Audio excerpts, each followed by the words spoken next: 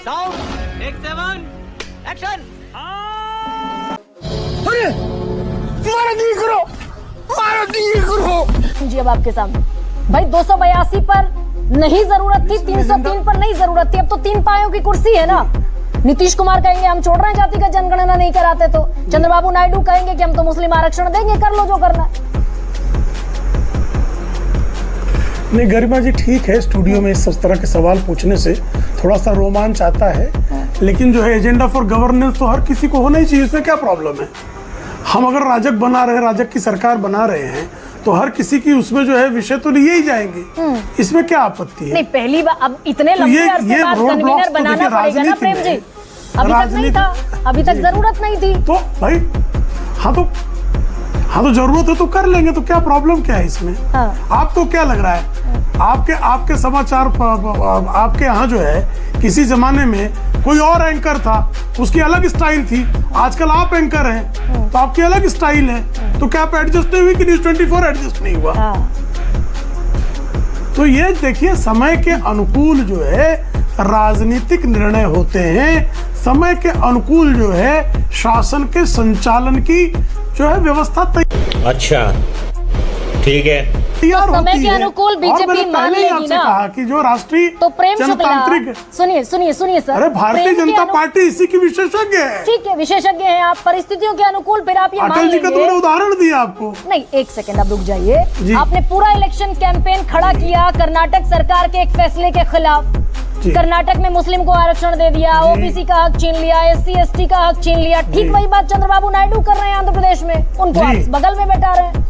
तो ये अरे बाप रे, ये तो धोती खोल रहा है। परिस्थितियों का अनुकूलन हुआ क्या, अडेप्टेशन हुआ क्या? आपके सामने देखिए, आपको कंफ्यूजन हो सकता है, टीडीपी को नहीं है। टीडीपी के प्रवक्ता ने कहा कि हम संविधान के सम्मत करेंगे निर्णय, तो आप ये ने बताया सुप्रीम कोर्ट ने अगर संविधान सम्मत, हाँ भाई नहीं हुआ ना, नहीं तो सुप्रीम कोर्ट स्टे क्यों लगाता। तो संविधान सम्मत NCBC जो है, जो संवैधानिक संस्था है, आप सुन तो लीजिए कि मैं भी सुप्रिया जी की तरह बात करूं आपसे। मैं भी बोल लेती हूँ, मैंने सवाल पूछा, सुन तो लीजिए भाई, तो पहले आप पूरा बोल लीजिए तब मैं बोलता हूँ। अब सुनिए आराम से प्रेम जी, पूरा बोल लीजिए। हाँ मुंबई सरकार के फैसले पर सुप्रीम कोर्ट ने कहा कि त्रुटिपूर्ण फैसला था, ये सुप्रीम कोर्ट की टिप्पणी है जी। लेकिन विजय कृपा करके बताइए, NCBC संवैधानिक संस्था है कि नहीं है। NCBC national commission for backward classes, ये संवैधानिक संस्था है कि नहीं है। उस संवैधानिक संस्था ने ये पाया कि कर्नाटक में जो इन्होंने लिस्ट बनाई है मुस्लिमों को जो आरक्षण के दायरे में ले आए हैं, उसके लिए कोई वैज्ञानिक आधार इनके पास नहीं है, उस पर किसी प्रकार का सर्वेक्षण नहीं हुआ है, इसलिए उसने आपत्ति सुप्रीम कोर्ट ने खारिज किया है। क्या कर्नाटक के बारे में नहीं कहा, ये बंगाल के बारे में था। बंगाल हाईकोर्ट ने कहा, ये कर्नाटक हाईकोर्ट की नहीं, वो हाईकोर्ट की बात करें, नहीं मैं NCBC की बात कर रहा हूँ, मैं पढ़कर आता हूँ, मैं NCBC की बात कर रहा हूँ। सुप्रीम कोर्ट ने NCBC ने कहा है, हंसराज अहीर का आपको स्टेटमेंट दे देता हूँ। आप ही की सरकार के फैसले को, सरकार के फैसले को NCBC का मैं कोट कर रहा हूँ। मैं कोट तो NCBC को कर रहा हूँ जी। मैं और क्लियर कर देती हूँ, मैं मुंबई की सरकार को कोट ही नहीं कर रहा हूँ। बड़ा संकट है आपका, देखिए संकट है। आप अपने को किसी को सुनना ही नहीं चाहती है। मुझे क्षमा कर दीजिए भाई, इस तरह को फालतू बात पर बैठना नहीं चाहता। आप इतना फालतू बकवास कर रहे हैं। नहीं सुनेंगे ना जी। अरे आप क्या आप दूसरों को सुनना ही नहीं चाहती है, आप लादना चाहती है। क्या करेक्शन कर रही है, मैं क्या कोट कर रहा हूँ, मैं कोट क्या कर रहा हूँ, आप कह क्या रही है, मैं क्यों सुनूं आपको, क्यों सुनूं मैं आपको, करना क्यों नहीं, सुनना तो पड़ेगा प्रेम शुक्ला, मैं सुनूं क्यों आपको, मेरे सुनना तो पड़ेगा सर। ये हुई ना बात, नहीं सुनेंगे क्या, मैं मजबूर हूँ क्या? ऐसे फालतू एंकर को सुनूं क्या मैं, फालतू एंकर को सुनूं क्या मैं? अब मुझे फालतू कहने से तो आपका फैक्ट दुरुस्त नहीं हो जाएगा। अबे साले, मुझे फालतू कहने से बिल्कुल फैक्ट दुरुस्त नहीं होगा। फालतू कहूंगा मैं, फालतू और पालतू दोनों कहूंगा मैं आपको। तो फिर मैं नमस्ते करती हूँ आपको प्रेम शुक्ला, मैं एकदम मर्यादा रखिए, थोड़ी मर्यादा रखिए। अगर पलट के मैं आपको 4 शब्द बोल दूं तो कैसा लगेगा?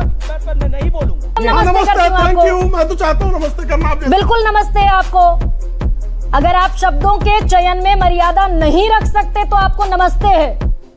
और दर्शकों से बता दूं कि 2023 में कर्नाटक चुनाव से ठीक पहले मुस्लिमों को आरक्षण 4% देने के फैसले को मुंबई सरकार ने, बीजेपी सरकार ने रद्द किया था। मामला सुप्रीम कोर्ट पहुंचा। सुप्रीम कोर्ट ने कहा कि मुंबई सरकार का फैसला अस्थिर है और त्रुटिपूर्ण है।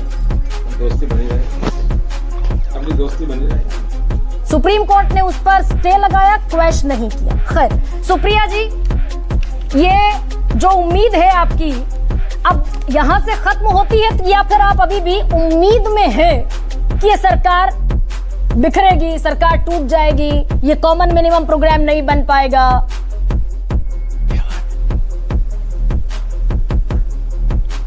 मैं सबसे पहले तो एक महिला होने के नाते जिन शब्दों का चयन एक महिला एंकर के लिए किया गया उसका जबरदस्त भर्त्सना करती हूं और यह बिल्कुल नहीं किया जाना चाहिए था। कोई भी करे सर्वथा गलत है।